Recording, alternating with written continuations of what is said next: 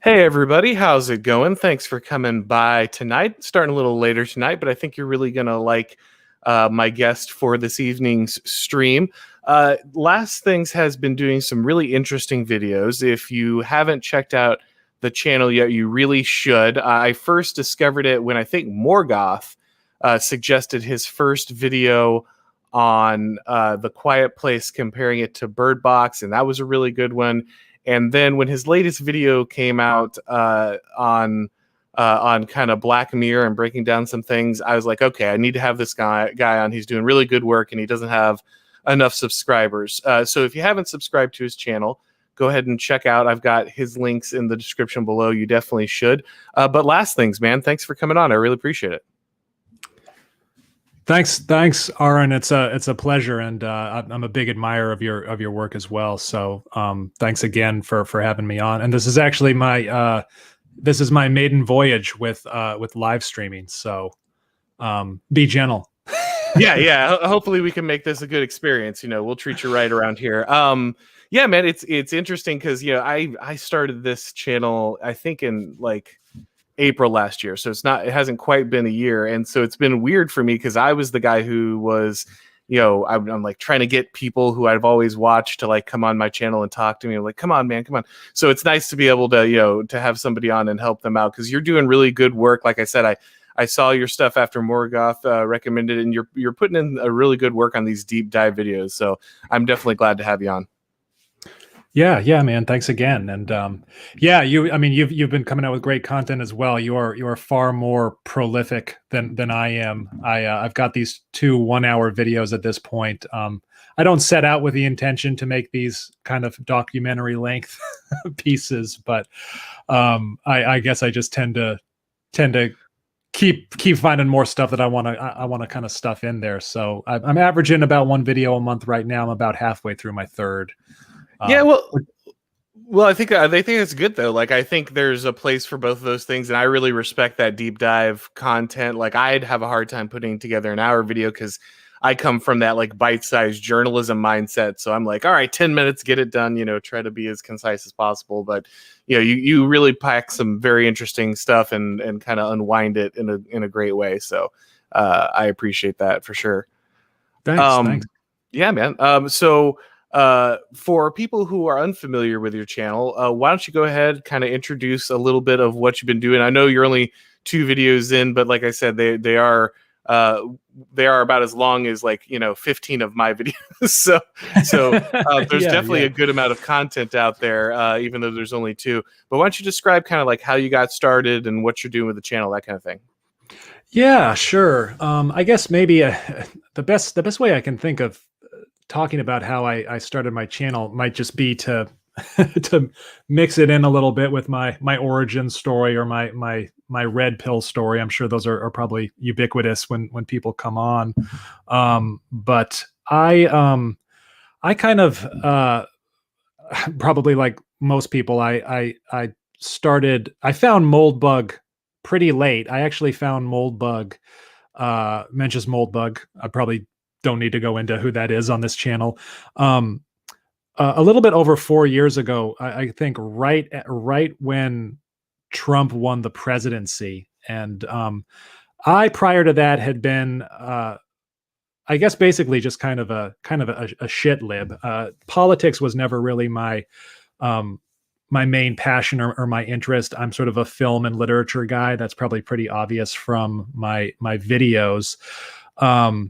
But yeah, I went from being a shit lib to kind of going down the rabbit hole of anorex literature. I kind of found Moldbug and could not put him down.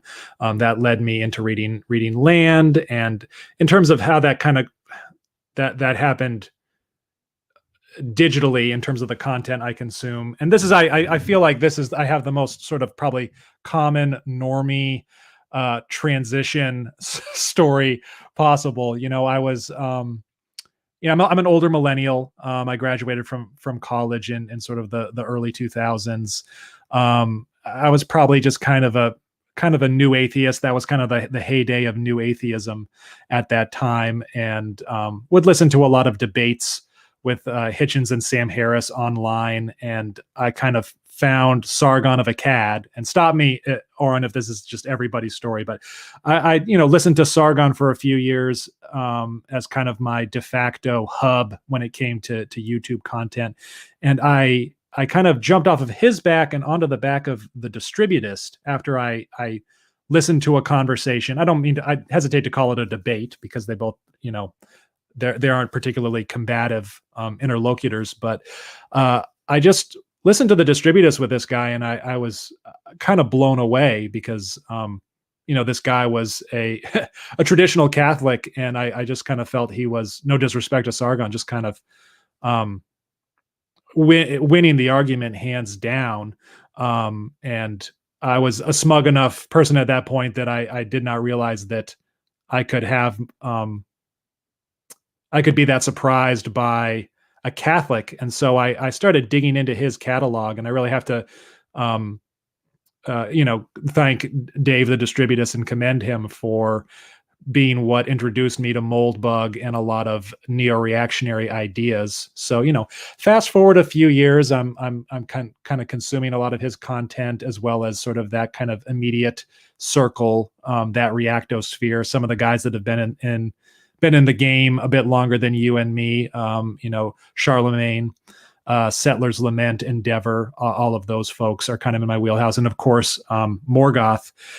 And kind of had it in the back of my mind that I'd love to contribute content for a while, but was still just kind of in lurk mode, consuming as much content as I could. And I think really what probably put me over the edge is a few things. I think primarily it was the pandemic. I don't know if I'd ever really gotten around to putting pen to paper or cracking open my video editing software if it wasn't for the social isolation that I experienced during COVID. But I think a lot of other things happened. I became a parent over that period of time.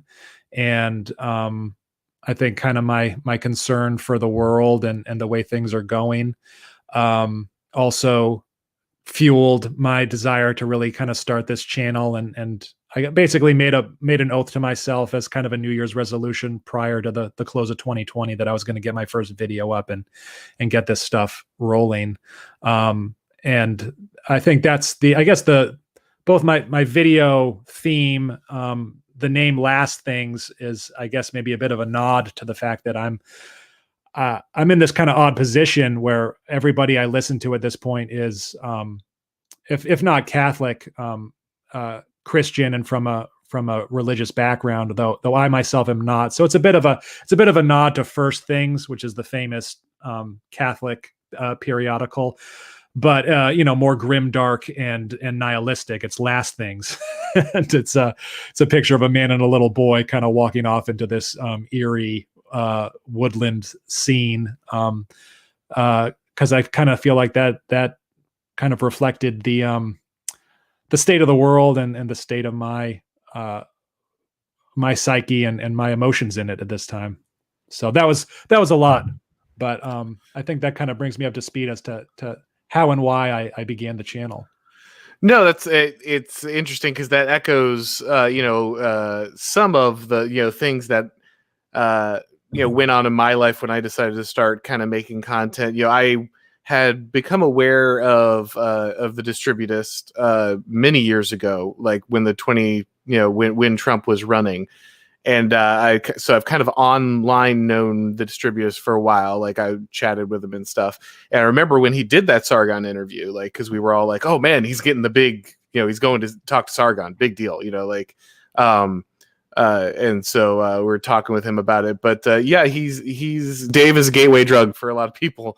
He puts together really good content, and will definitely lead you to other great creators for sure.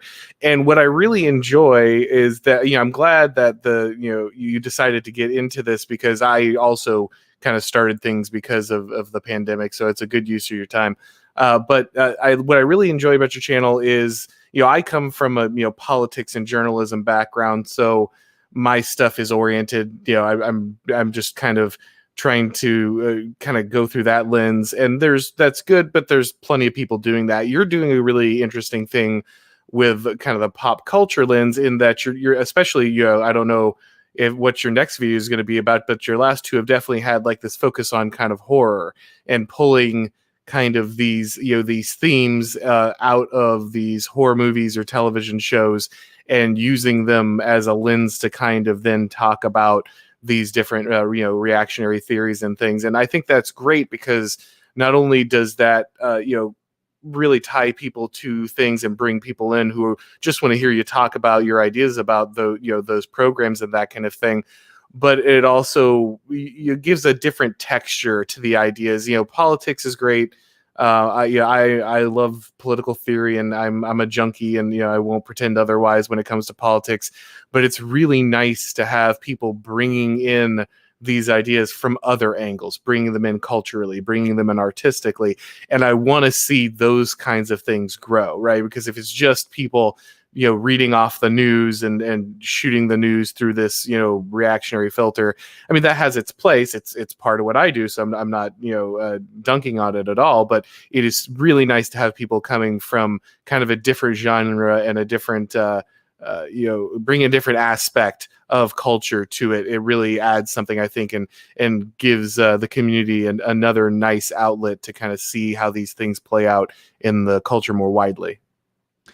Yeah, and I would encourage people that, I mean, if people feel like there's kind of an avenue that hasn't been exploited yet. I mean, part of it too is I mean, I just feel like people like you and the distributists are so much better at the politics. I mean, I think I could talk about it. I might at some point, but I already noticed that there were enough people on the scene doing a pretty bang up job at it. And so, yeah, I did not set out to do, I did not sort of have horror in mind when I began the channel, although like my next sort of 3 episodes are horror related. So maybe there is just something to that. I think I'm going to be sticking with that for a while. Yeah.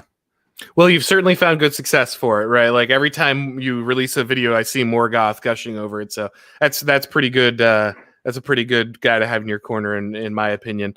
Yeah, and I think he's the king of kind of I think analysis of film and literature in terms of at least in the reactionary sphere at this point. So I have to reach out to him and thank him personally at some point. But I've been a big fan of his content as well for a long time. Morgoth's a great dude, and the great thing about Morgoth is very deceptive. Like he has that that style, and you kind of start listening, and then as you get into it, you're like, oh man, this is great. Like it's very deep. He's very good at kind of bringing kind of profound points to the front of things. So it's definitely, if he likes your work, you're probably doing something right. But that said, I did want to talk to you about your newest video. Obviously, we're not going to rehash the whole thing here. People should go check it out on your channel. But one of the things that I found really interesting in it is it has a number of different themes that we'll talk about. But the lens you use to kind of look at what you're looking at is this philosopher Deleuze. And what's his first name again? I'm sorry, I forgot. Gilles. Oh, okay. Yeah, right on the tip of my tongue. You got to do it in the French. Yeah, absolutely. So the interesting thing about him is I am only familiar with his work through Nick Land, who is heavily influenced by him and uses many of his terms, especially deterritorialization and reterritorialization. I'm just going to say that 90 times fast. And that's definitely part of his accelerationist theory. That's something I did a video on. So I'm familiar I'm familiar with Deleuze through that filter. But as we were talking about before we kind of came on, that means that basically I've read Deleuze on heroin with Nick Land. So yeah. So I wasn't familiar with kind of his wider work and kind of how that got applied. And so what you did with that lens is you applied it to a Black Mirror episode. And I really like that because that's my favorite Black Mirror episode. And it's one that haunts me. It's one I have thought about doing a video on for a while, and then you did this, so I didn't have to do it. So thank you. But it's one that always has my mind turning. So maybe for people who are unfamiliar, could you explain kind of this concept that you used from Deleuze to explain that episode and kind of what that terminology means? Yeah, I can take a shot at it. I should start with just the caveat that I'm in no way a Deleuze scholar by any stretch. I haven't read all of his work. I was actually I was working on the video and mulling over ideas in 15 million merits when I was enrolled in an online class on Deleuze, and it just was kind of serendipitous that this dovetailed really well, and the concept of deterritorialization articulated beautifully kind of what I observed happening within that show, and in some sense what eventually happened to Netflix as a or not Netflix, but Black Mirror as a whole, once it was purchased by Netflix. But deterritorialization is essentially this process. The best way I could put it succinctly is what happens to societies, or to pre-modern societies, once they are impacted by capitalism, and elements of that society which are sort of deemed sacred, or which are kept from the marketplace, that are not considered fair game commercially, suddenly become economic fair play. So it's to put it another way, it might be sort of the migration from the sacred to the profane. An example I use in the video is talking about marriage and premarital sex. Obviously, that was something held very sacred in pre-modern society, that people don't I think take quite as seriously today. And I think the way that Deleuze would map that out is it's actually what happens that brings marriage and sex out of the domain of the sacred and into a more profane state is really capitalism, and this turning anything into a product, making anything available for money. And yeah, it's funny. A lot of these sort of French theorists kind of talk about these same ideas, but they kind of have their own categories or their own vocabulary that they apply to it. But yeah, I don't know if it would make sense to try and probably don't want to capitulate the episode of 15 million merits, Auron, because that would take up a lot of time. But yeah. I mean, just to grab the important themes out of it, for anybody who hasn't seen this Black Mirror episode, basically the character is living kind of in this underground society where everybody has to pedal these exercise bikes. And they get these merits, which are like basically company bucks. And whenever they go back to their kind of cell after they're done with their like mindless work every day, basically they have to spend these merits to keep from being subjected to porn and all these other things and like the only way to like skip commercials and not be subjected to all this trash is to spend your merits, and you also need them to do anything. And the only thing that people really do is kind of watch these reality television shows and everything. And one of the guys who's trying to escape this goes through a very traumatic instance where like a girl that he likes ends up getting kind of corrupted by this process and gets turned over into the porn industry and stuff. And so in a fit of rage, he like finds a way to get onto the big talent show and threatens to kill himself kind of in front of everybody. And they actually end up turning that into a program, and he becomes entertainment in one of their channels. So it subverts it. And what I liked about, kind of what you're talking about is explaining that, obviously this society is already dystopian and everything has already been commodified, but even these last acts of rebellion, even the lash out after watching something that could have been good and pure and in a natural romance be subverted and destroyed. And then this man, goes to make his final act of kind of rebellion, and even that becomes subverted and commodified and turned in. The system just consumes it and then uses it as fuel to continue itself, which I thought was a really good way of explaining how that worked in the episode. Yeah, I think that's a really good way of describing it. And I think therein, when he becomes sort of commoditized, is really the act of reterritorialization, as I understand it. Another example of this that we kind of came up in our Deleuze class was it's not really an example of critique, or how cultural critique or criticism can kind of get subsumed and in and of itself become a product. But an example that was raised was the idea of something like Uber, the company Uber. It's something that sort of has this incredibly revolutionary potential when you think about how it was sort of able to subvert this really kind of stale, the taxi industry, this highly regulated, inefficient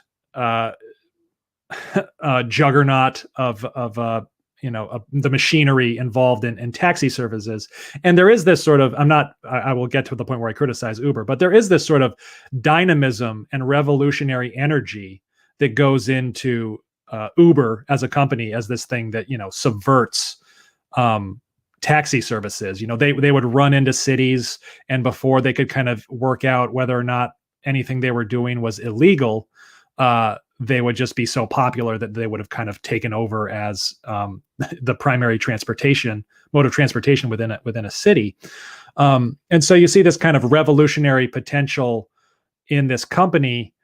But at the end of the day, it's sort of, if Travis Bickle in the movie Taxi Driver was an Uber driver, I think it would still be the same movie. It's this kind of really energy that is in some way trying to escape a kind of stale, bureaucratic, restraining system.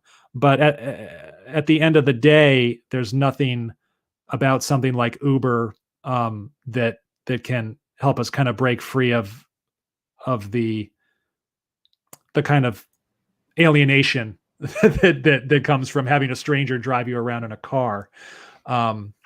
If that makes sense. I think that what happens with that Black Mirror episode is this stuff all kind of takes a unique dimension when you focus on the commodification of critique itself, or observing what you dislike about a society, and how that can itself just become a cultural commodity. Yeah, as Land famously said, to critique capitalism is to participate in it. It's to do more of it. So he definitely takes a very similar tack from that. And that's one of the things that I found interesting, because when Land talks about his accelerationism, he talks about traditional societies, and he talks about, he says basically traditional societies acted as like this containment for capitalism, where the structures of the society allowed the marketplace to function enough to benefit the people, but separated it enough from the sacred to keep it under control. But once the kind of the first barrier falls, once the first domino falls, he likens it to ripping the graphite rods out of a nuclear reactor, and all of a sudden, like now it's just out of control and it can't be contained anymore, because the reaction is already now just is in meltdown.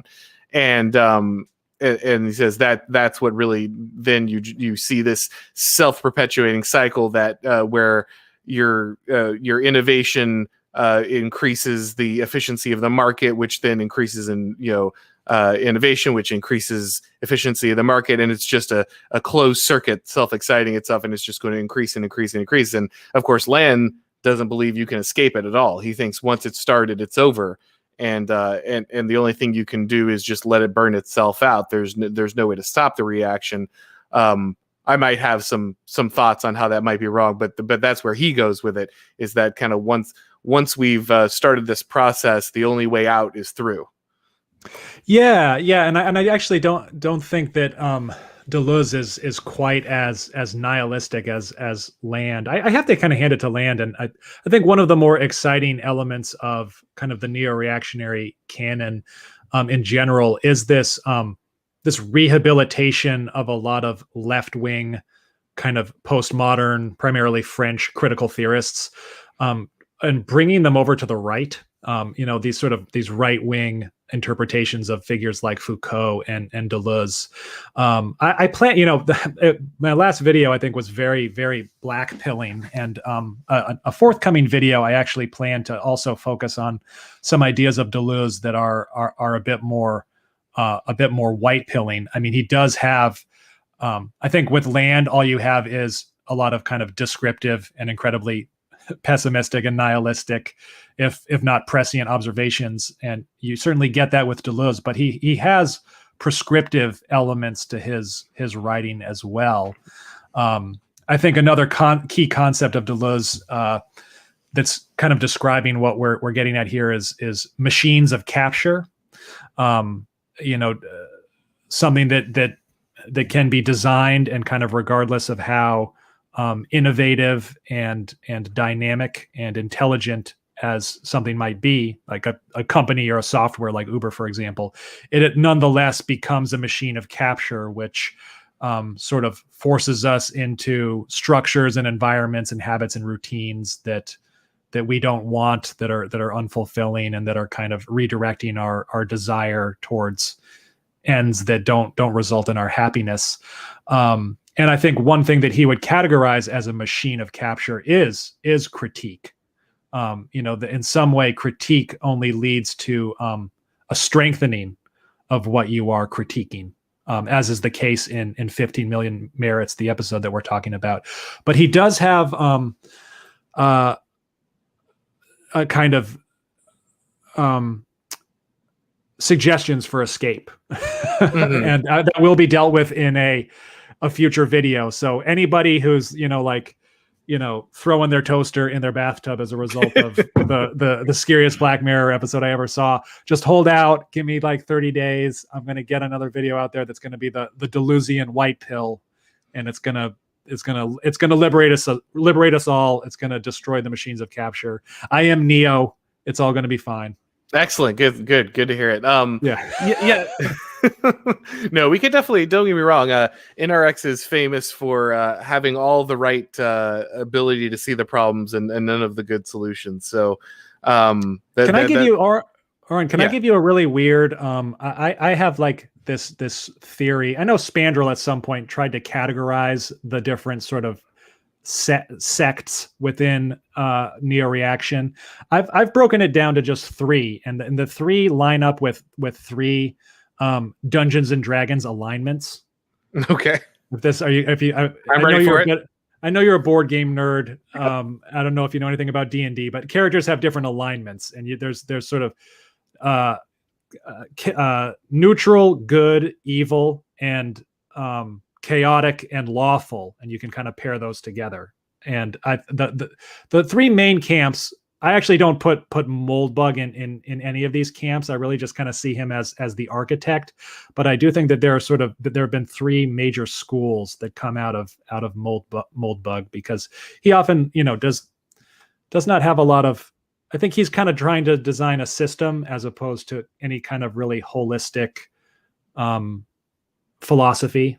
But there's the chaotic evil. I'd hate to say it, but I describe the Land as the kind of head of that camp, in just the level of sort of pure kind of nihilism and pessimism that is inherent with that accelerationist camp. I guess I would call it the accelerationist camp. And then the second camp I would say is sort of typified and led by a figure like Bronze Age pervert, which would be the chaotic neutral. They're the people that are, I guess, whereas the accelerationists are very kind of preoccupied and interested in the future. I don't think they're in love with any particular past within Western civilization. The Bronze Age coterie is really in love with sort of pre-Christian. I mean, Bronze Age pervert is obviously a classicist.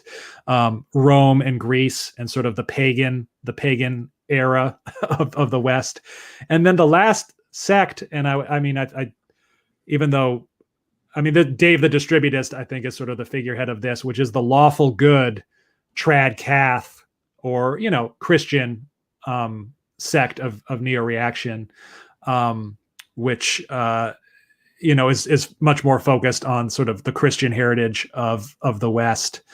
And I think I often find myself just aligned with that camp, because it seems like of the three, it's the only camp that is in search of kind of positive visions of the future.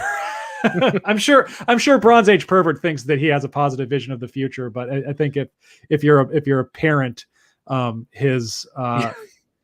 don't get me wrong, I've read Bronze Age pervert. I've terrified my family by laughing out loud while I read the book, and I listen to him and I admire his work, but there does seem to be something about the sort of the Christian reactionary segment, as I've delineated it, that is the only one that kind of, in some basic sense, seems really compatible with family formation and, you know, working towards a future for your kids, to make it sound like as banal as possible. But I don't know if you have any thoughts, or if that is a grotesque oversimplification. But no, actually, I thought about doing a video at one point and being like, here are the D&D alignments for NRX. No, I think that's accurate, and actually, yeah, that is actually remarkably similar to Spandrel's neo-reactionary trichotomy. He doesn't use D&D, but yeah, it's not too dissimilar, and I agree. It's obviously why I'm the rogue Southern Baptist. You know, they all look down on me, you know, at the meetings. But yeah, most are Catholic in my corner of the NRX sphere. I think Endeavor's Baptist. He is. Okay. Though from Canada, so whatever that is in Canada, I don't know. It's Maple Leaf Baptist, you know, to Tim Hortons Baptist, however that works. Yeah. But yeah, no, I think that's accurate, and it's all people, I think, who are. So I always call myself more of a reactionary than neo-reactionary. And the only reason I do that is a lot of people assume that if you're looking at neo-reactionary ideas, you're agreeing with neo-reactionary solutions. And Moldbug and Land Solutions are trash, and everybody knows they're trash. And I love both of their work, and I know they're both doing like things that are very hard that I couldn't do. So I'm not here to dunk on anybody who's trying to come up with solutions. Like, that's obviously the hardest part. That's why so few people do it. So don't take this as, you know, me saying like, well, they're just not doing the right thing or whatever. Like, they're doing the best they can. But both of their solutions, like you said, are just, if you want to have a family and have a functioning society in the next, you know, 50 years, I don't feel like the other corners of NRX are really your bag. You know, having barbarian raiding parties does sound cool. And I also enjoy the movie Blade Runner. But the preferred thing for people who have families or want them is probably the third way. Yeah. yeah. I think I wish I'd found Bronze Age pervert when I was 25. It would have been the right reactionary for me at the time. But yeah, and not to start a knife fight or tell everybody to back off into their respective corners. I get a lot of value out of every quadrant that I just mentioned. But yeah, there does just seem to be something lawful and good about the kind of Christian reactionary sect that I don't find elsewhere. Well, and you know, the important thing is they're all people who see that there's a fundamental truth about humanity, or a number of them, that we lost, and they're all doing kind of different things with those.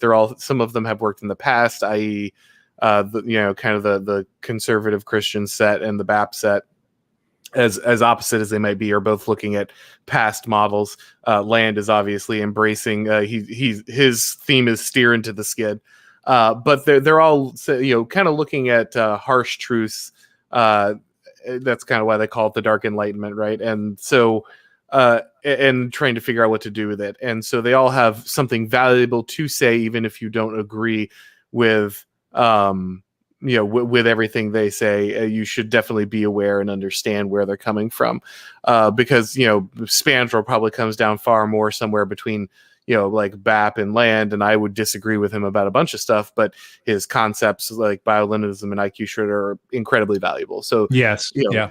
So it's still worth reading those things. One of the things I hate about this, and I get it, like you see someone online and they spend a lot of time explaining certain things, and people just assume that you then agree with everything someone said, or you think that they're right all the time. And like I've read tons of Moldbug, and I think he's brilliant and he does amazing things, but he's wrong on a ton of stuff, and I disagree with him on a bunch of stuff, like and very basic thing, like he doesn't have metaphysics, and because he doesn't have those things, like his solutions will always be incomplete. That doesn't mean he's not incredibly valuable to read, and you should still be reading him. But I did want to get back to deterritorialization. I'm not finished with that concept yet, though, because this is something that I have been turning over in my head a lot, because I've also been reading a lot of Oswald Spengler. And Oswald Spengler, of course, he's famous for the cyclical view of history, and talking the decline of the West and the possible fall that comes. And one of the things that he talks about is the kind of the tyranny of money, that in the late civilizational phase, your civilization kind of runs out of this animating spirit that drove it towards its innovation, its conquests, and its massive developments, and it's worried about maintenance, and so it kind of loses the spirituality that animated it, and its forms start becoming about maintaining what you had, keeping it going, optimizing it. But as soon as you start doing that, it's actually a death sentence, because once you kind of fall into these patterns of being, mastering these things that you developed, and trying to make them more scientific and precise and rational, you lose your ability to create, and then you're just stagnated because you fall into this. And one of the things he talks about is this always turns into a tyranny of money. This always turns into as things rationalize and optimize, the oligarchs rise in power. They take over. Everything becomes too the machines of capture is an interesting idea, because I hadn't heard of that before, but this kind of falls, I think, maybe into that, where people can't break out of this because their entire existence is meant to serve the system, and so the only thing they can think about, all their decisions are rationalized through this thought process of serving the system, and there seems like no way for them to break out of it, because they don't know how to think outside of it or innovate anymore. And so it feels like all of their paths are predetermined, and this is where money becomes more powerful, because you no longer need to like forge the civilization, and so the money men come, and they rise and they become more powerful. And he predicts that this leads to Caesarism, and then the only way that civilizations break out of this is kind of a second return to spirituality, and kind of walking away from these rigid sclerotic institutions, and kind of going back to a more natural way of life. They entrust to Caesar to kind of break them out of this.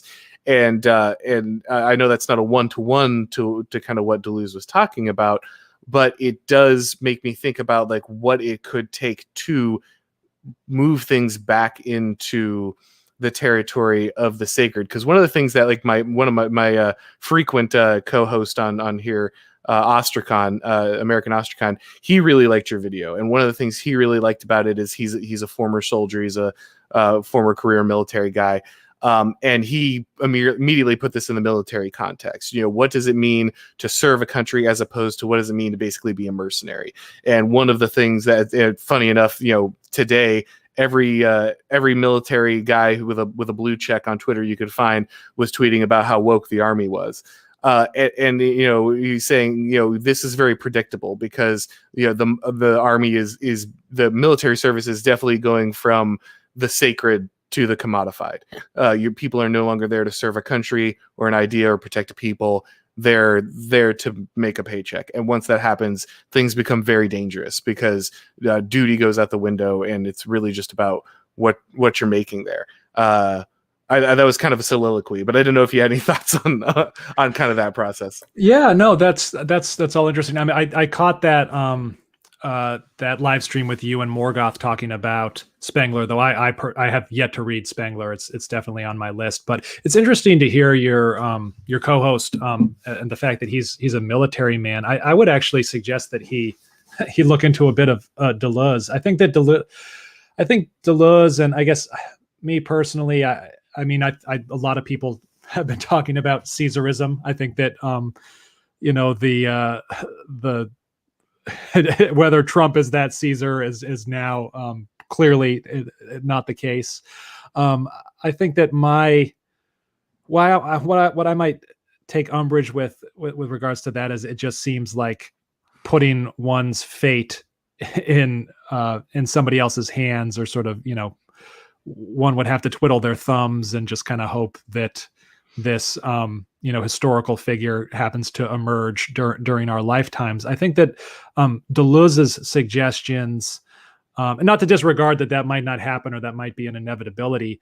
I think Deleuze's suggestions are would be a lot more empowering for the individual. And there's actually a key concept, which is a more proscriptive, positive white pilling concept within Deleuze, kind of ties into the military or the warrior class. He has this concept called the Nomad war machine. So like Deleuze has the most metal, philosophical concepts, by the way. Why isn't Iron Maiden doing an album about Deleuze? No, every single chapter in Deleuze, I'm like, this is a Megadeth song or something. But the Nomad war machine is, and you'd think that sounds like something terrifying and Landian, but his concept of the war machine, like everything in Deleuze, it's actually very kind of counterintuitive and strange. And when he's talking about a war machine, it's in some ways the opposite of the machines of capture. And when he's talking about a war machine, he has sort of in mind the kind of the figure of the ancient kind of archetypical, I guess maybe sort of Jungian warrior, as just this force that cannot be controlled. The warrior as somebody, as opposed to the soldier, the warrior is somebody who is opposed to the state. It's sort of that, dynamic, primal, creative energy that the state can never fully capture. And so when he's describing the Nomad war machine, he is kind of describing the opposite of the machine of capture, like something that is this creative, revolutionary, fully liberating force. And he kind of does lay out, ways to try to kind of embrace the Nomad war machine. And I think one of those right away is to kind of disregard critique, abandon critique as an effective mode of rebellion, and instead, and admittedly, I think his stuff becomes a little maybe preachy or cryptic, but he just kind of talks about the fact that you need to pursue joy, or you need to pay attention to your body and what brings you joy, because joy, his definition of joy is the sense of one's power increasing, or one's freedom increasing, meaning like you are further away from any sort of machine of capture when you're experiencing joy. And then and I'll go into this in a future video, but he does lay out some tactics for increasing your power to act, increasing your joy, and embracing the Nomad war machine. And I mean, I can put in, I think we can do a little teaser trailer for a future video, but I think a great film that exemplifies a lot of his more positive suggestions is Fight Club. And Fight Club has been, if the first rule of being an intellectual is you don't talk about Fight Club, but there is a lot of those kind of characteristics of the Nomad war machine in play in the film Fight Club. And if you kind of consider the Edward Norton narrator as, in some sense, kind of like a one who is performing the critic, he's sort of like a Bing figure in 15 Million Merits. Mm-hmm. And the narrative of that film is in some way him ceasing his critique of capital, or him seeking this sort of, lamentation of society, or kind of congratulating himself on being clever and feeling clever and kind of noticing the emptiness of all of this, and giving way to a nomad war machine in the figure of Tyler Durden. And that's not, disclaimer, nobody go create Project Mayhem or blow up corporate art or do anything stupid. But and I don't think it's even something that's necessarily foregrounded in the movie, but there are these sort of creative acts that you see happening in the background, like when he's in the car with the two henchmen from Project Mayhem, and he's about to crash the car, and he's asking them, like, if you're going to die today, what did you want to do? And both of them say, like, build a house, paint a self-portrait. And they kind of come into a kind of immediate contact with their joy, or what their own kind of nomad war machines would be. And I don't know, I would welcome, Julius Caesar if he happens to be on the horizon. But I think that, especially for the lawful good among us, I think looking towards these lines of flight and ways that we can, within micro communities and within our own lives, try and eke out something more joyful and less prone to capture. I think that's at least the direction I'm headed in for the moment. And if none of that makes sense, Deleuze doesn't make sense. No, to anybody. I think it does make sense, and just to clarify on Spangler real quick, I think as always, his description of Caesarism is again descriptive, not prescriptive. He's saying this is what's going to happen. Like, this is the historical cycle. People aren't able to break out. The masses won't break out of this on their own.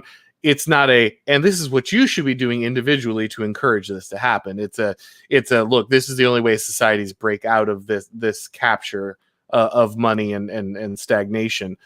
So yeah, it doesn't mean that we need to be like hunting for the Caesar or whatever, or trying to bring it about. It's just, this is what comes next in the cycle. This is very common way in which societies break out of that kind of malaise. But I do think there is a lot to there's something I've been thinking a lot more about, especially if you're a nerdier kid, when you're young, intellect is everything. And you think it's interesting because you're told early on that nerds get picked on and intellect is like a handicap, and it's certainly better to like be a jock, and they're the ones that rule the world. And that's true. That's so true that it continues in our world, in which has worked as hard as possible to keep it from being true. If I'm making sense here, but the natural state of things is that those people are in charge. That's the natural hierarchy, and we've inverted it significantly to make it all about intellect and reason and rationality. And even as hard as we try to do that, the natural hierarchy still kind of shines through in places. And so that's why all of our entertainment and this kind of thing are stories about these nerds overcoming these people, because and doing it through being, brilliant and out arguing them or whatever. And what that does is it gives you this really dumb sense as a kind of a nerdy kid or someone who relies on intellect, that's going to be the key to life, and that's how you're going to overcome everything. And it makes sense because like all the people writing this stuff are those kids, right? They're the people who got picked on the whole time, and they write revenge fantasies for themselves. But it also ends up being more and more true as we're ruled by kind of techno capital. You've got Bill Gates running the place, not Conan the Barbarian. But in many ways, Conan is the more natural ruler, and so that stuff does pop up. And so when you're trapped in this idea that you have to be this super intellectual person, and again, I get the irony that I have a YouTube channel where I read a lot of political theory, but stay with me. When you're trapped in this idea that you have to be this uber intellectual person and everything has to be rational and everything has to follow this, it removes basic human experiences that enrich you, things like physical conflict. And this is something that when I was, very nerdy, but then I got to college and I had a lot of friends who lifted in a gym, and now I'm going to be a BAP advertisement. I had a lot of friends who were lifting in the gym, and they kind of got me out there, and I started doing that, and got much more fit. And then I started sparring and doing judo and jiu-jitsu and Muay Thai and stuff, and that really changed. When you get used to getting hit and throwing people on a mat, something changes in you, and you become a different person. It breaks you out of some of those things, some of those preconceptions that you had, where the only way you can handle something is out arguing someone or being smarter. I'm not saying this turns you into someone who's picking a fight, but simply having that tool in your bag and knowing that you've mastered that turns you into a different person. Understanding that this is an option, and not only is it an option, it's the way things actually get solved many times outside of kind of the intellectual realm, I think really changes that. And this doesn't just go to working out or physical conflict. This also means then understanding this dream of going to the big city and having the giant job and being able to take a woman home every night is actually bad. And actually the good is building a community and staying in your hometown and taking care of your parents and taking care of your community and being involved and growing these things around you. I think in general, it just breaks you out of this mindset that you have to follow these rigid steps that we've been sold that are going to deliver you happiness. And, I don't know how that fits into Deleuze, but that just had my wheels turning when you were talking about Fight Club and how, it's every edgy college student's favorite movie. But there is a lot of truth into just physical acts, just, experiencing art, experiencing, combat, even if it's simulated, experiencing life will break you out of this, that lie that is kind of modernity has you locked into. Yeah, I mean, as a natural Chad, I 100% agree with everything you just said.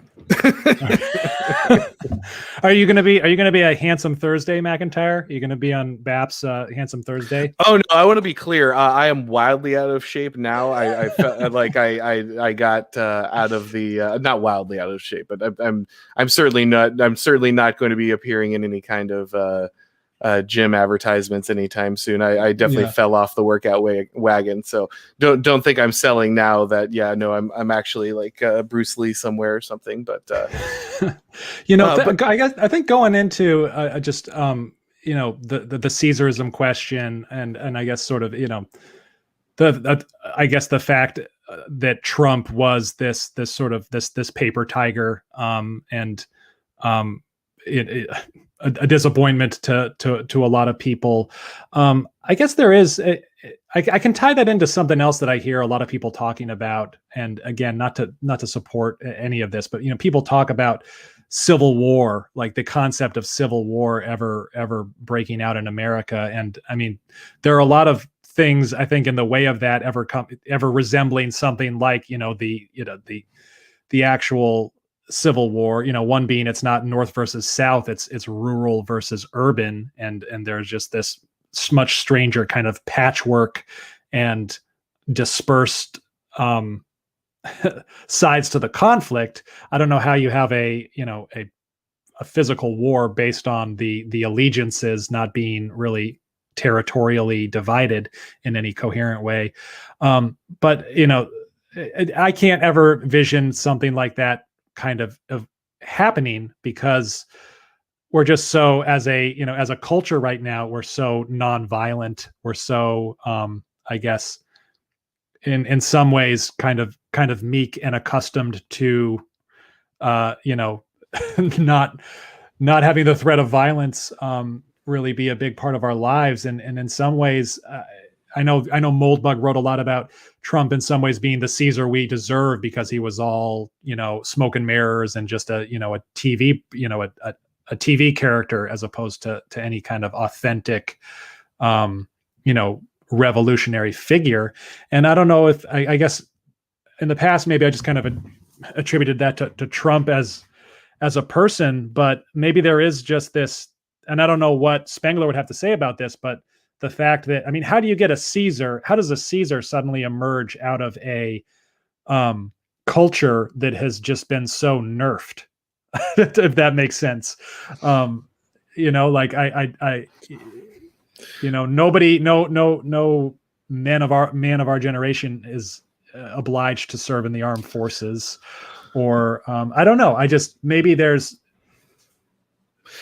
something that people need to consider, is like, is any true Caesar even capable of kind of emerging out of such a kind of decadent society, if that makes sense? No, it does, and one of the reasons that it's becomes less and less possible is the implications of modern, technology and warfare. So, but there's more at stake than there ever has been. Things can get wildly out of hand much more than they ever would. And I agree with you that the fact that there's no territorial lines to be drawn.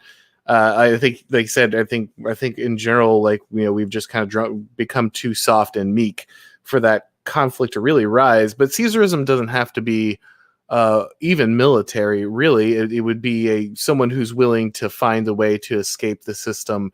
I think in general, that probably would in some way involve them taking control of, armed forces at some point. But I don't know that means they have to do the Sherman March to the Sea or anything. You know what I mean? Like, I think that, it might be, I think, Moldbug talks about it, and Spengler talks about it. Like, at some point people just get tired and they just lay it down.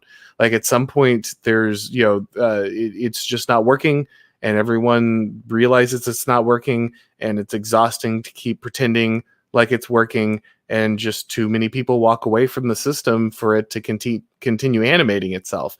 And that's a lot of people give Moldbug critique exactly along those lines. Is, his theory has always been like, well, things will just kind of fall apart Soviet Union style, then we'll just kind of have a slow collapse, and then some strong man, i.e. Putin, will just come in and pull it together.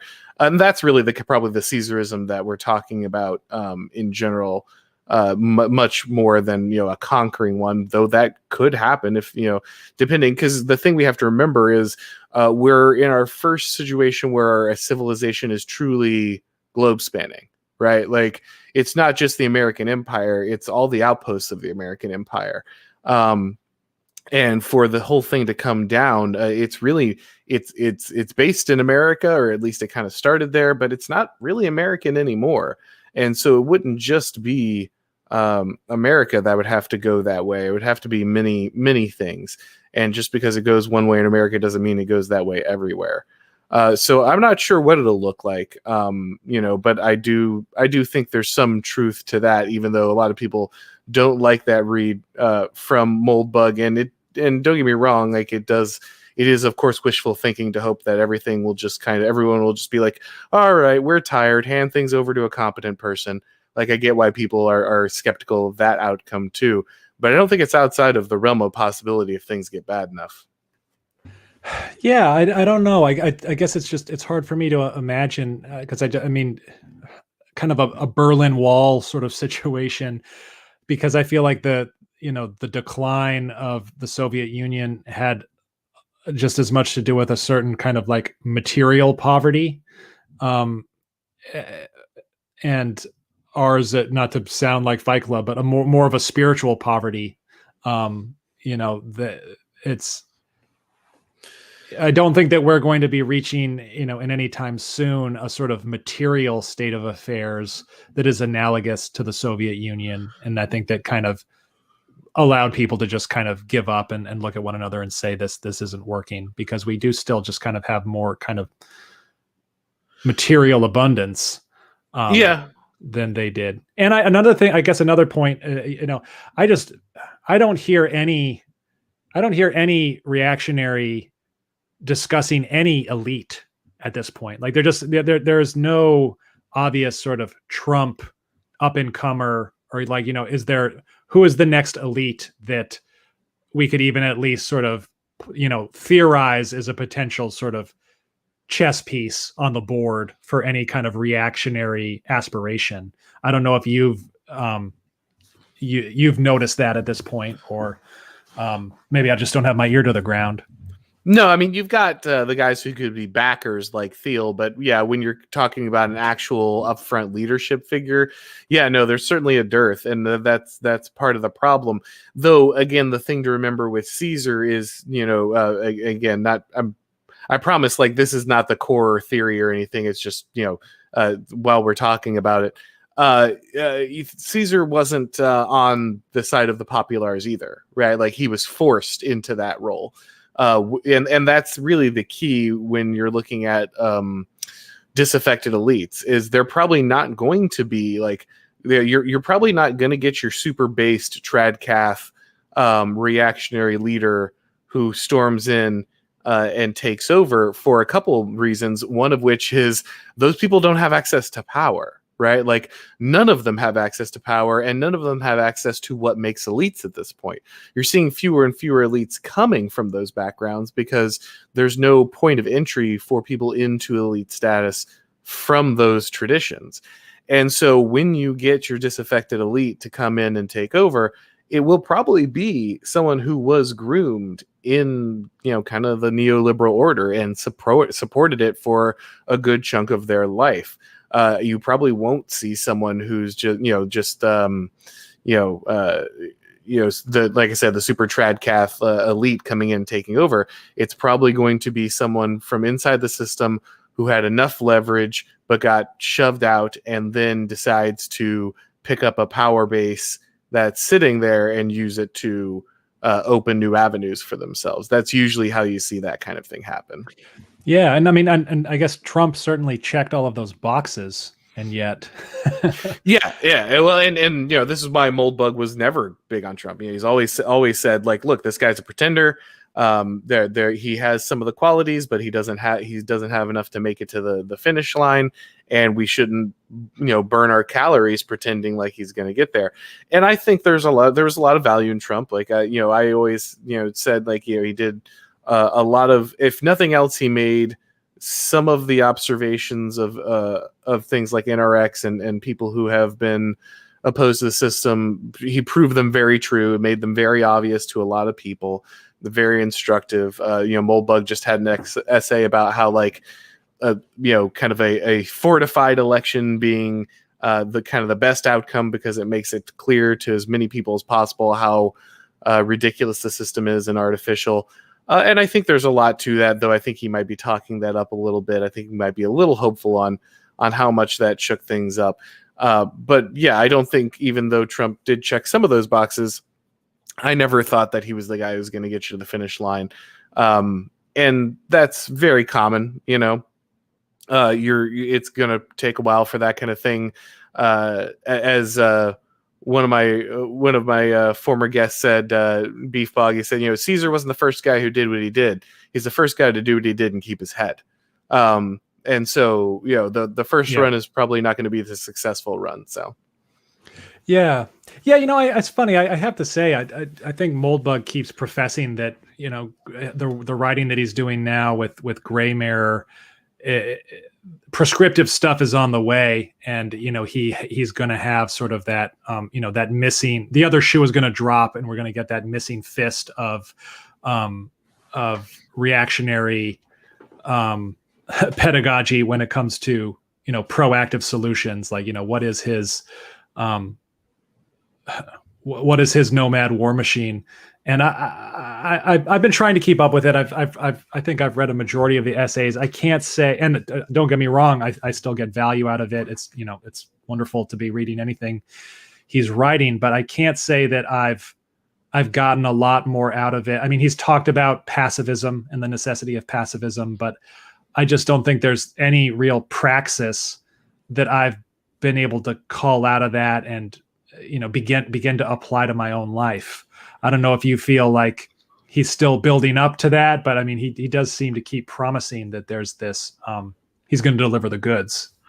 I think Moldbug is always building up to a solution he can't deliver, because, again, I don't think he has the spiritual aspect, and I think that's where the real battle is. Like you said, I don't think we're in a state of material exhaustion. Don't get me wrong. Like, There are material problems in our society, and they're real problems. So I'm not discounting those, but they're nothing compared to people starving in the streets on a regular basis, and that's probably not coming in the near future.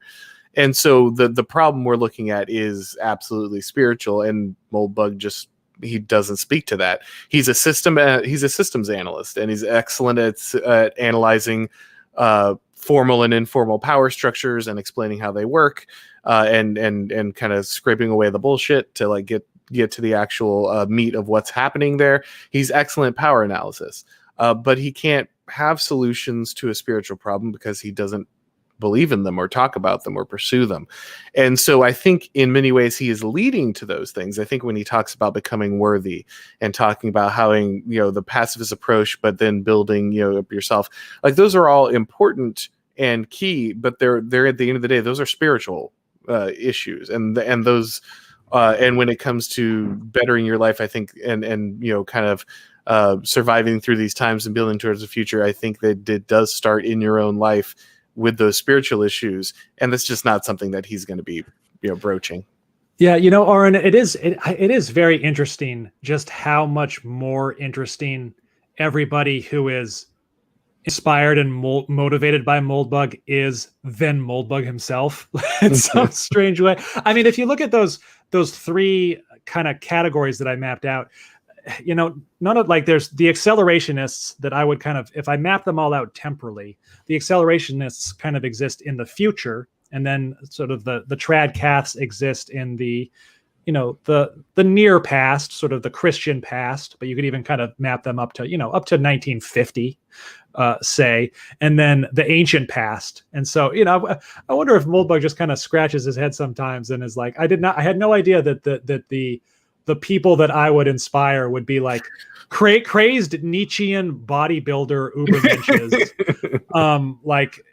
like Christ loving trad papists, and like death drive nihilist, cyberpunk dystopian, accelerationists. Like, and yeah, there is, I mean, I would say even the accelerationist camp, there is a spiritual dimension to those guys. There is kind of a religious dimension to them. And I think, the fourth kind of temporal zone there is the contemporary scene. And I think that Moldbug is in some ways just sort of this quintessential Gen Xer.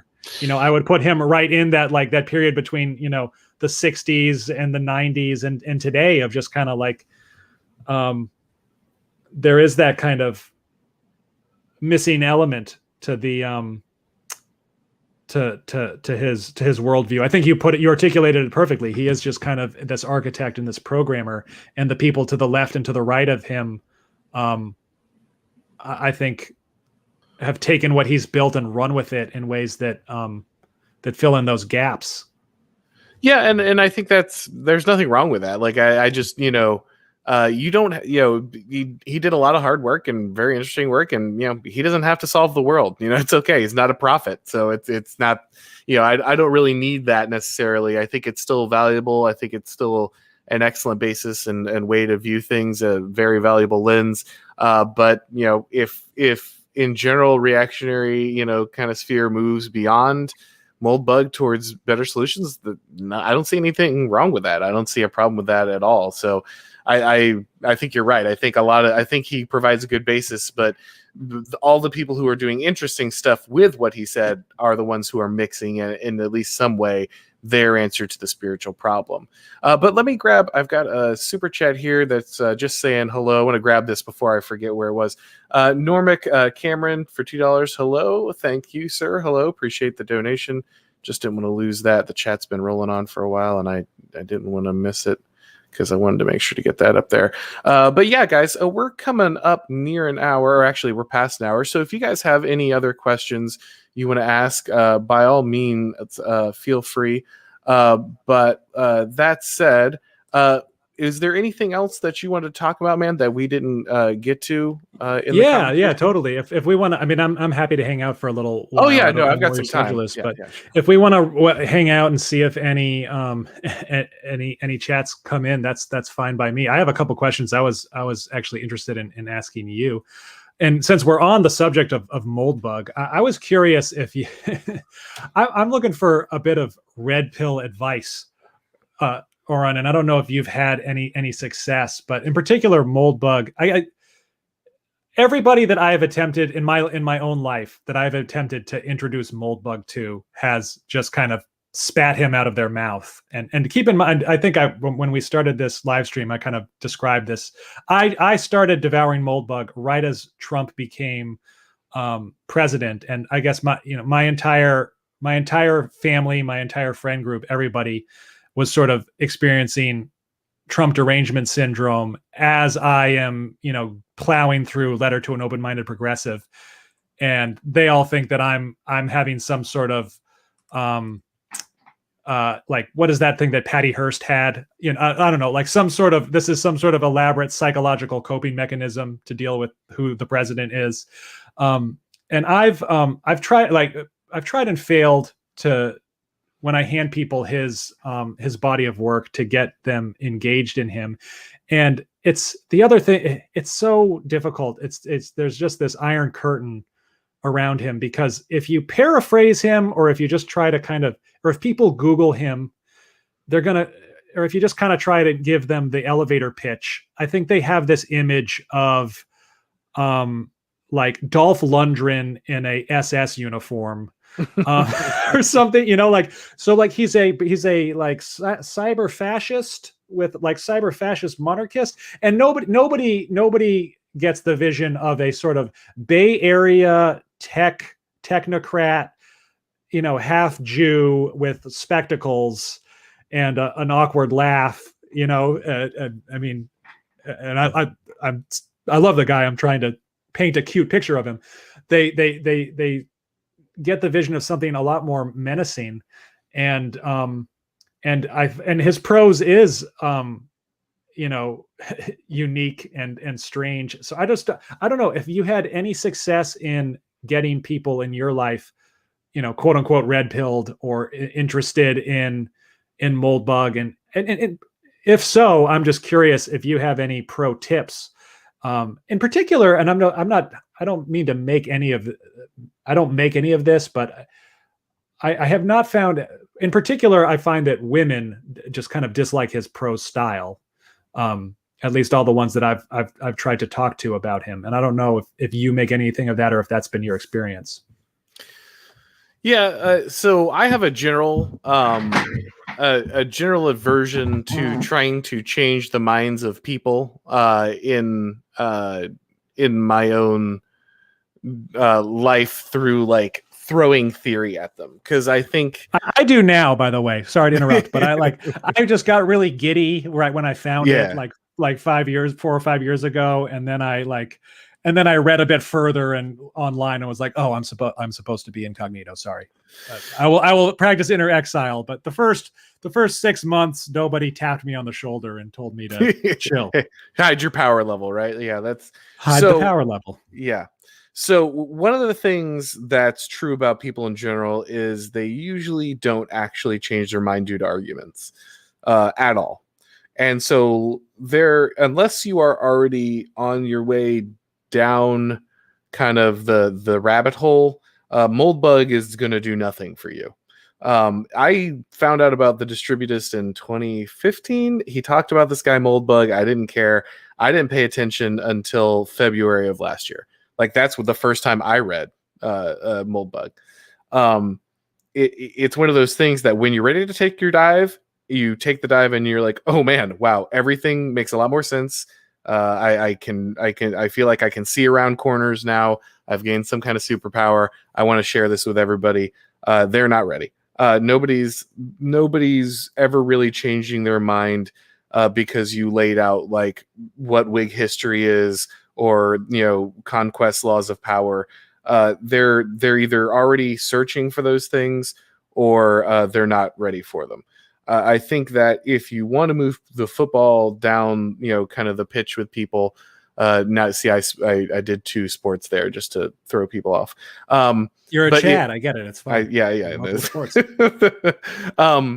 But if you really are wanting to move people in that direction, I think the best thing is to always nudge. It's wait until they've noticed something and then say, have you thought about that a little more? Wait till, because the funny thing about reality is it always shines through. Like you have these conversations, and even people who are deep in the middle of the propaganda, they'll say something like, but then I noticed this happened. And then and if you can tie that in, if you're familiar with kind of where that thought pattern leads, you can start moving them, that direction. Well, have you thought about why that is? And you don't tell them. You let them tell you. You let them.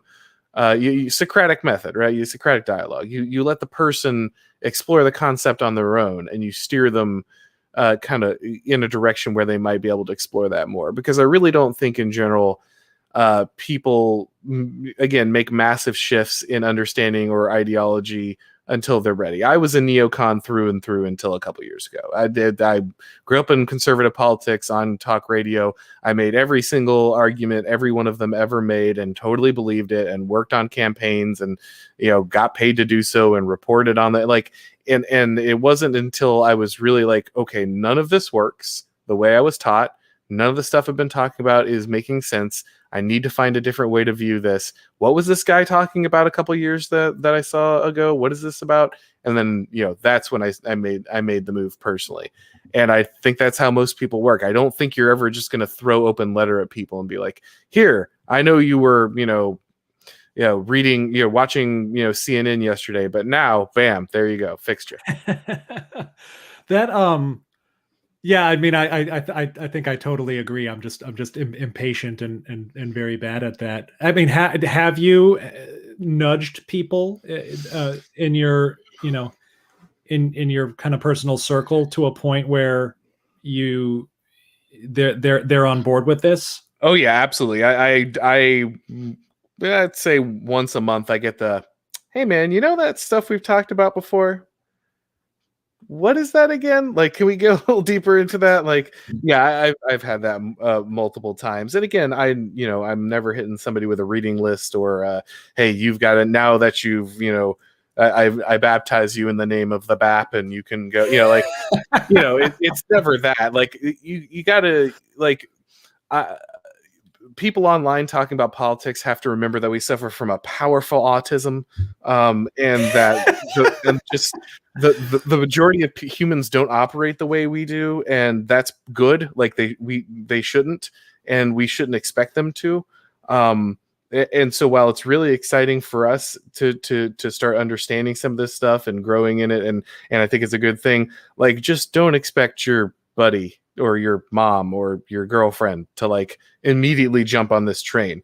A lot of times they'll do it because they start seeing you acting out some of that stuff in real life. Like, once you can sidestep like some of the political rancor, once you can kind of come at things from different angles when it comes up in conversations, once you can kind of slip the normal patterns of conversation and bring out something that's kind of insightful, or do something differently, that's when they're interested. It's not when you hit them with, when you start cracking a book and, delivering, quotes. That's not getting anyone anywhere.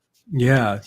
That actually segues to another question I had tagged for you, which is, have you noticed a particular, is there a predominantly common background or personality amongst reactionaries? Because I've been trying to kind of track it. I mean, I've heard you talk about your origin story on other streams, but so I know you were a neocon. I know that, I think that the distributist was, I guess he went from like a libertarian to converting to Catholicism, and then kind of found reactionary philosophy. But is there, if you were going to make a pie chart, I guess me as the other kind of extreme example, I just went from sort of like shitlib directly to reactionary, or like, I mean, I went shitlib to Sargon-esque classical lib, IDW, Rubin Report. Yep. Asshole to reactionary, and but that took about 6 months. Is there? Would you say that people are predominantly already conservative, or are already libertarian, or primarily from religious backgrounds, or is there any pattern that you've been able to cobble together? So to differentiate here, I would say there's a difference between reactionary and neo-reactionary, and there are people who are just basically reactionary because they are just, biologically, out there, they're people who would have conquered in, previous generations, but they're made out of different stuff than the people who are like, mulling over political theory. For the people who are mulling over like NRX political theory, I think the best explanation I ever heard someone say, they're like, well, if progressivism is religious, if progressivism is religion for atheists, then neo-reaction is atheism for Catholics. And I think that's interesting. And I think that's about right. It appeals to people who want to be hyper rational about things that are fundamentally beyond the realm of the rational. And so I think it appeals to people who have that kind of new atheist mindset, but realize it's broken and it doesn't work, and they want to incorporate the spiritual. I think you see a lot of people. I think that's where people like the distributists tend to come from. People who came from a new atheist background and find this kind of thing to be compelling and engaging and compatible with religious belief, or at least complementary to it. So I think there's definitely a good bit of that. But I think they all come from different. You'll also see, they tend to be computer programmers. I think I'm like the only guy with a Bachelor of Arts. I have a BA too. And that's something that I've always scratched my head about, is like all these other people are like total quantitative, STEM guys. Yeah, they're all system analysts or computer engineers or, something like that. And I'm like, no, not at all for me. So I think there's an aspect to that. But to be fair, so I don't think I've ever explained exactly how I went down the rabbit hole before Moldbug, but I had fallen into a job where I was working on social media content for video game companies. And I started hearing about this thing called Gamergate. And I'm like, what is this? And then I'm like, Gamergate. And then I searched it up, and there's this guy Sargon of Akkad talking about it. So I fell down that rabbit hole. My awareness of that a very similar way. Even though I certainly am more religious, I come from a more conservative religious background. But the gateway was still similar. Yeah, and I was probably just kind of too old and past video games by the time Gamergate hit. But I have. It's hard to sometimes explain to people the cultural significance of Gamergate without people kind of rolling their eyes a bit. But the best way I've heard it articulated is that Gamergate is sort of the moment, the kind of the historical moment in which the progressive and the quote unquote classical liberal schism happened.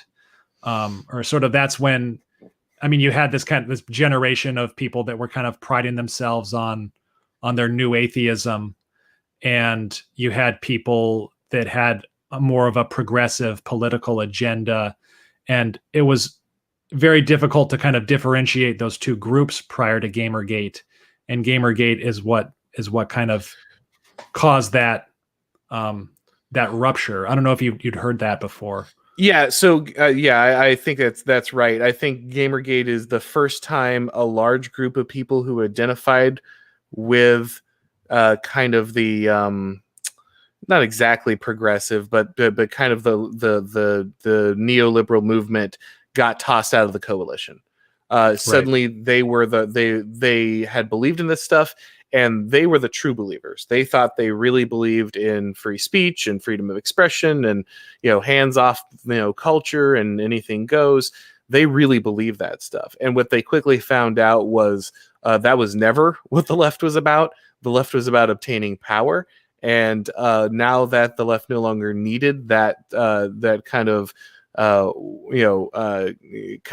new atheist white man subgroup, they were now being tossed out to make way for the kind of people they wanted, and that was quite a shock to the system for most of them.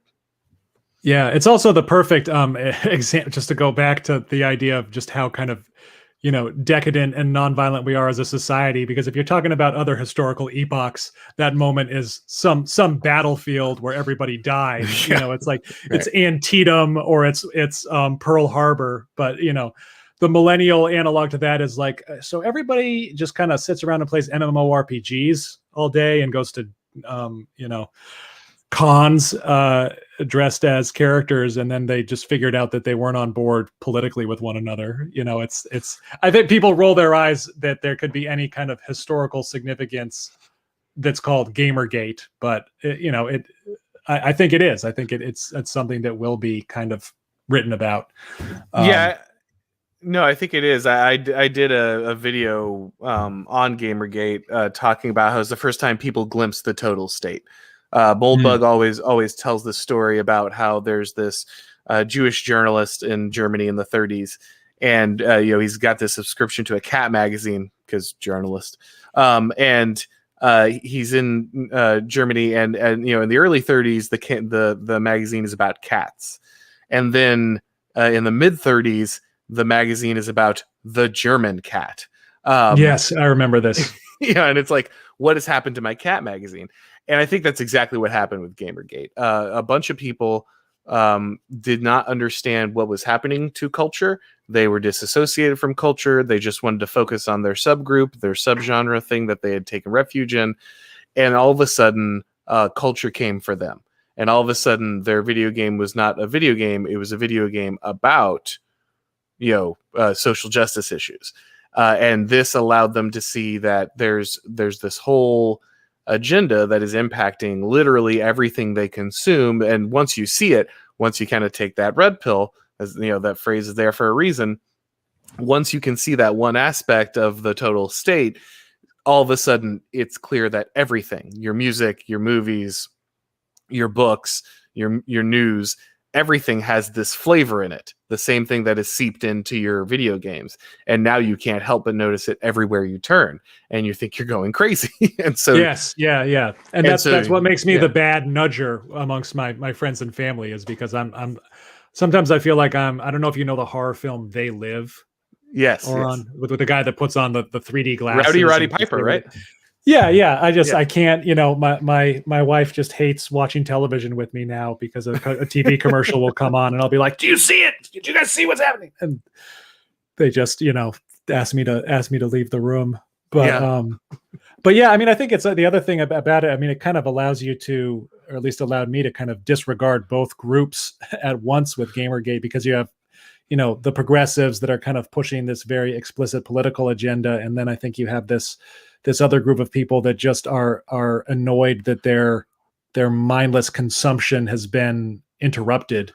And I just remember kind of taking it in and learning about it, and at the same time, I think I sold my PS4 after I learned about it, because I didn't find there to be a much integrity to either side of the conflict in some sense.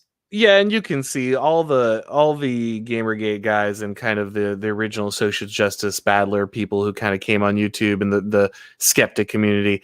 There's a heavy split there too, right? Like you saw, the Chris Ray Guns and the what's his name, Jeff. Anyway, there's all those guys that came out that were basically super left wing, but just mildly disagreed with having social justice and everything, shoe on head, those kind of people, and they've all run back to the left. Like they never had any real commitment. It was just, stop talking about this stuff while I'm consuming. But you did have those people who truly did move them. Dave Cullen, Sargon of Akkad, these guys. Really, it changed their entire outlook. And even if they're not where I would want them to be right now, they certainly took a different path. And even guys like uber classical liberal Sargon of Akkad are even having to say, like, now, like, actually no, even this doesn't work. Like even my last refuge of classical liberalism has been taken from me.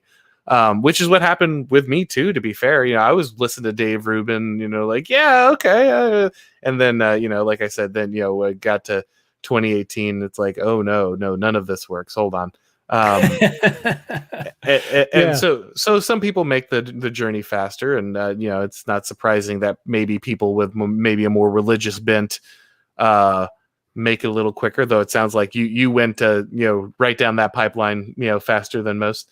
As fast as anybody can read Moldbug. Right. Yeah. It's, speaking of Sargon, it's funny. I forget, is it Settler's Lament and Charlemagne? There are two reactionaries that have been, they did several different streams with Sargon. It's been a while where they try to talk about Moldbug's ideas. And it's a funny microcosm for trying to talk to, my own, like, I see my own conversations reflected in it, because they wind up having interesting conversations, but I don't think they ever, they go down a lot of different tangents and byways, and after an hour I just feel like not that I could have done any better job than either of them, that they've just spent 5 minutes trying to, like, articulate the cathedral, and then they're out of time. And I don't think they've quite gotten the point across.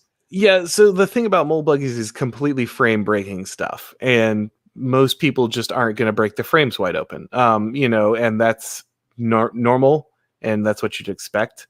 And that's what you should expect when you're talking to people. And so the key is, while you might have been able to break your frame open and see things from an entirely different angle, that's just not going to be available to most people, and you shouldn't expect it to be.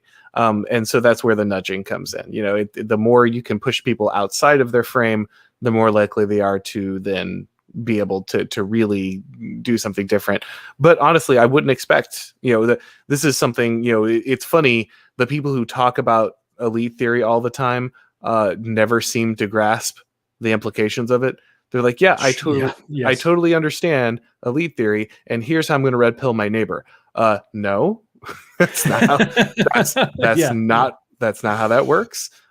If you understand, if we're looking at a de Juvenal or a Burnham analysis, and we're looking at elite theory, and we're saying that society is driven by elites, and they're the ones there, it's going to filter down from them, expecting that, like, everybody around you is going to jump on board with your highly odd political philosophy is just not what you should expect. Like, there's only going to be a percentage of people that are really going to get on board with the kind of things that you're looking at, and you really shouldn't expect otherwise. But what you can do is use, parts of that to help out people in your real life to understand kind of the things they're trying to grasp. That's what I do. I see friends, and they're like, I don't understand why this works this way.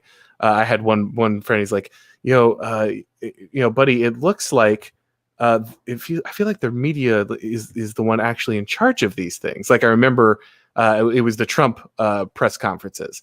When they kept cutting away from Trump and interrupting him. And he's like, he's the president of the United States, but it's like CNN controls everything that's happening. And that's your opportunity right there, right? And at the same time, I'm still not sitting there hitting him with, like, the open letter, but it's just like, okay, so let's talk about this, man. Like, what do you think that means? How could that be true? And just getting them, I think that's the best you can look for with most people. Yeah. So Auron, if you've got 5 minutes left, I know we're at around the 90-minute mark, but this is just a great segue. We were talking about Gamergate. We're talking about nudging people. I have a quick pitch for a stratagem for getting some of these ideas circulating we were talking about this before we went live, and we're both board game geeks. I'm going to pitch you a board game idea. If people are disgusted with board games as a hobby, they could peace out now, but I could just take a couple minutes and give you this idea. This could change everything. Yeah, no, we do have to wrap it up, but I'm game. Give me the 5-minute pitch. Let's do this. So, right. So, I know from previous streams that you and I are both kind of board game geeks as our hobby. Mm-hmm. And I'll start all of this just How many 40K armies do you have? I have several 40K armies. Okay, this is a safe place. You can tell me. It's all right. Okay. I have a shelf full of Euros and Ameritrash, and if people don't know what that is, that's okay. I'd start with just a kind of a brief description and background of the game Monopoly, which is by far and away, the world's most popular lucrative game. And Monopoly was originally built as a game. There's 99 different ways in which Monopoly as a game is broken, and it was built not as a game like chess to have two opponents that have equal opportunity to win, show their skill and cunning to defeat one another. It's really a game that is intentionally broken. I think it was made by a socialist to show all of the flaws inherent in capitalism. You roll the die, there's no skill, you land on a property that someone owns, eventually somebody owns the whole board, and it was just supposed to be this kind of red pilling pseudo board game that I don't think anybody quite recognizes or takes on. And I think but I think there's an interesting opportunity in that within board games. And I've had two ideas for board games that I'm convinced would get me kicked off of Kickstarter if I tried to run them, because Kickstarter is an incredibly woke organization. But one of them is this idea. Are you familiar with the game? It's quite popular a while ago, Secret Hitler. Can't say I am, no. So Secret Hitler is a very popular party game, and party games are a particular genre. And this one is sort of a hidden identity game. A lot of party games have to do with, people get dealt cards, they get secret identities, and then you sort of have to, over the course of the game, fool people into trusting you. And in the game Secret Hitler, basically, some people get handed out cards and they're liberals, and some people get handed out cards that are fascists. And then every round, you all have to kind of vote people into being prime minister. The fascists are trying to get elective, but they're trying to prove that they're progressives. And, the liberals win the game if at the end of 5 rounds, you haven't elected Hitler prime minister. You have, depending on how many people are playing the game, you could have 10 people with 2 fascists and 1 Hitler. They're trying to somehow not make it obvious that they're trying to get Hitler elected. And, you can't patent a board game mechanism. And I think that you could easily kind of adjust that a little bit and turn the game into Secret Progressive and put that on Kickstarter and have people have almost the kind of same mechanics. If you are a fascist in the other game, you can sort of, once you're elected, manipulate policies, but there's always sort of a benefit of the doubt that, okay, that person's manipulating that policy because, they have to kind of take control periodically to root out the fascists or XYZ. And I think that the game could function just as well if it were sort of aimed in the opposite direction. But I do think if you tried to run a Kickstarter on that, and many board games nowadays, for those who don't know, are just run and completely funded on Kickstarter, I think they would probably find a reason to kill it. And then you would have Kickstarter Gate. You'd have Comics Gate, Gamergate, and Board Gamergate. So I am all for the subversive board game industry, and I think we have the right people for this, right? Like, if there's one skill set we should have, it's the ability to code reactionary messages into highly addictive board games. So I am certainly on board with this project. Let's get some people together and workshop this. Great. You Yeah, and I no. will start we'll start testing the prototype, and we'll get this launched. Yeah, absolutely. And you could do this in a number of different ways, right? We can start board games that show that democracy is a sham. You know, we need a board game showing that the Enlightenment is a problem. Like, yeah, we can. I think we can start. I think Exactly. we. Just completely asymmetrical games. Like you have 8 decks. There's there's the activism deck, there's the elite deck, and it's Mhm. like, wait, only the liberal player is allowed to draw from those 7 decks? What does the right wing player draw from? Oh, you don't draw any cards. You Don't draw never any draw. cards. You never draw cards. Yeah, no, I think we should absolutely get on that. Looks like we got another super chat here. Roll Pepper, $25. Thank you, very generous. Thank you very much. Auron, I was a big Molyneux. I think he means Stefan Molyneux guy. Hyper rational, raised Baptist. The NRX philosophy has been so helpful in dealing with the happenings of 2020 and has highlighted the importance of faith for myself and my children. Thanks. Yeah, I kind of miss Stefan Molyneux. He got banned off of YouTube, and he's a grift. I'm sorry? I miss him too. Yeah, he was a grifter, but like a really honest grifter. You know, like it was very clear that he was just flurrying from one idea to another to get fame, but he still managed to like have interesting conversations anyway. Like he kind of knew what he was in it for, but he was still had some interesting conversations. But yeah, I'm glad to hear that, and I hope that's definitely the case. You know, it's if there's one thing my life has taught me, it's how important faith and family is, and how at the end of the day, that's all that really matters. And everything else is really either in service to that or a waste of time. And so if anybody takes that out of anything that me or anyone else is doing in this sphere, then that's awesome. And I really hope that that helps people with that. Again, we're usually just talking about politics, but we do get around to those issues of faith and family, and I think that is essential moving forward. I think that's going to be making those things a priority, understanding that that's the key, and that's where you should put your time and effort in is the most important thing you can know. Yeah, and Auron, I'd love to have you maybe on my stream at some point to talk more about that, because I am hopefully my channel name it implies that I'm that's all stuff I'm really interested in exploring myself further. Maybe I can have you and Dave on, and some other folks to discuss matters of faith and family at some point. Yeah, absolutely, man. That'd be great. I know Dave likes your stuff too, so that would be great. And I think that is. I know people are going to get tired of us saying this over and over again, but I think at the end of the day, those are the things that matter. And all the accurate black-pilling political philosophy in the world isn't going to get you through stuff. What's going to get you through stuff is finding God and finding purpose in the people around you. So, certainly happy to talk about that anytime. Amen. That sounds awesome. All right, guys. Well, thank you so much for coming on. Last things, this has been a great discussion, man. I really, like I said, I enjoy your content. Anybody who has not seen it absolutely needs to go see it. They're long videos, but they're very good, very in-depth, a lot of thought-provoking stuff in there. So make sure you check out his Twitter and his YouTube. I put both those links in the description below. Thanks, everybody, again, for coming by. We had a lot of audience, a lot of interesting conversations going on the chat. So as always, we appreciate it. If you haven't subscribed to my channel, you can do that now. And there's a bunch of links in the description.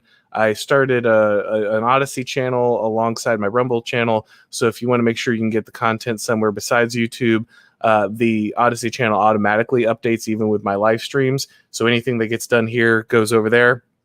So if you want to subscribe to that link's down there too. But again, thanks for coming by, guys. And as always, we'll talk to you next time.